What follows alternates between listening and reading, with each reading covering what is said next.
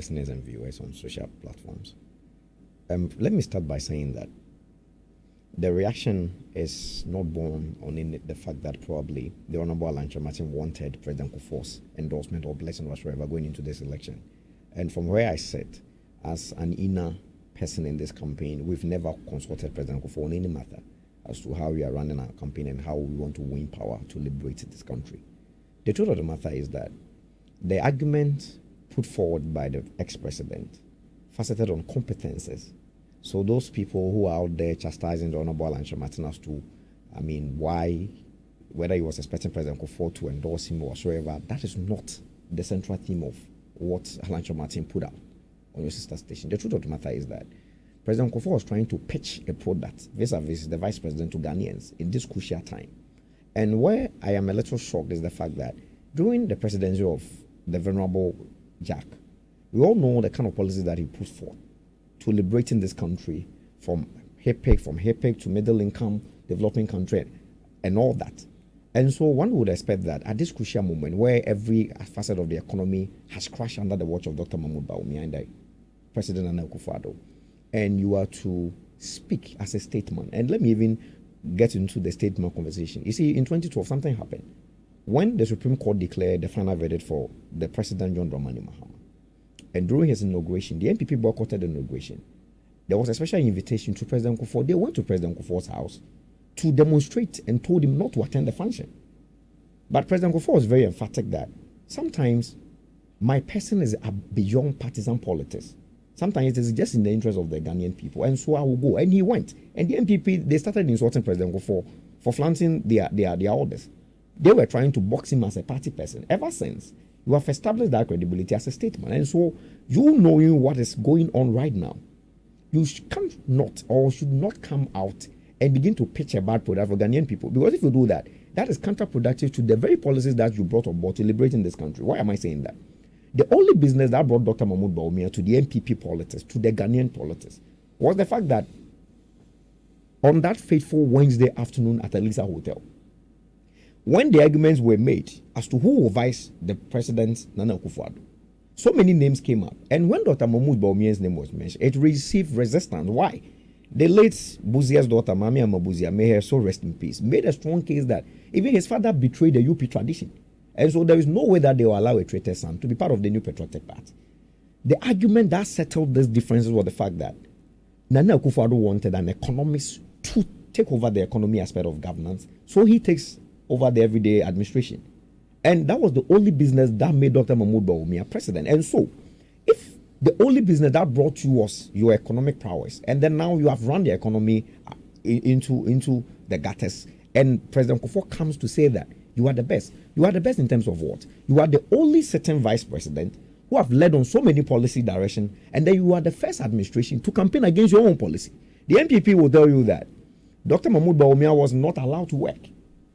His spokesperson, Dr. Gideon Boako, sat on so many platforms telling the world that he was never allowed to work.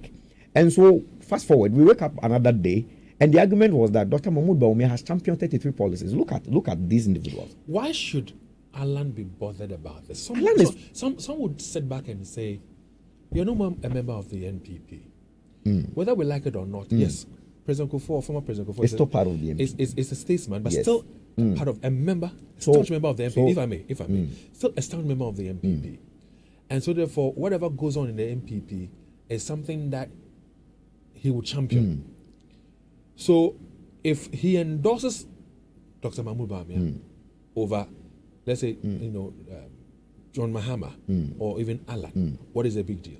Somebody will sit back and say, this is not the first time that he has spoken fondly of Dr. Bawumia, because when he was invited, when Bawumia was giving his acceptance speech, when he was his victory speech, I must say, he made mention. Kufuor himself said that he's known this gentleman for a very long time, and he spoke very fondly of him. All that time, we didn't hear Alan say anything. Why is he bothered about what Kufuor is saying? He's a member of the NPP.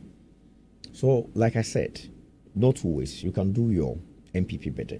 But the point is this. You are a journalist, a seasoned one for that matter, and you know the ins and outs of the economy, the ins and outs of Kufuor's presidency. The truth of the matter is this. Alan is not peeved. Like I earlier on stated, for President Kufuor to endorse Dr. Mahmoud Bawumia is counterproductive to the very achievement that he himself does onto so the why people. so why is Alan concerned? Because if you think that Dr. Bawumia has not performed that well, if you believe that the MPP we are has not performed that well, why would you be bothered about this? Ghanaians will vote on the 7th. You see, the point is we are not bothered.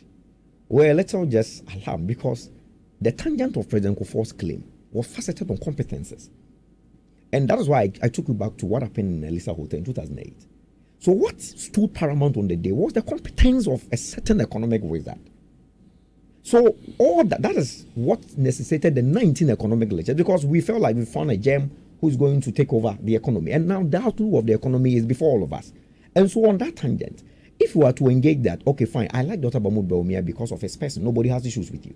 Remember, it wasn't only Alan who first made it. The entire Ghanaian people started saying all sort of unprintable words against the vulnerable. In fact, something that we've never seen in a very long time.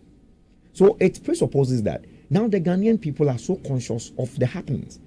Politics is no longer a cabal like those when people were not so bothered. They I guess then they don't care about whatever happened. They don't care about the politics of the day and all that. But now people are so conscious of the political terrain. And so for that matter, President Kufuor received a backlash from the entire Ghanaian populace. The point here is this.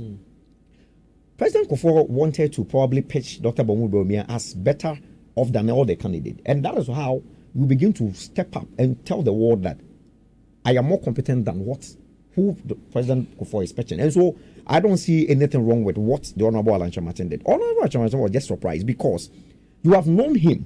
And let me say on record, there's this notion out there that Alan is Kufuor's boy, so to speak. But if you listen to the response that President Kufuor gave, where he endorsed Dr. Bawumia, he said that some years ago there was one individual that many thought I liked and I was for.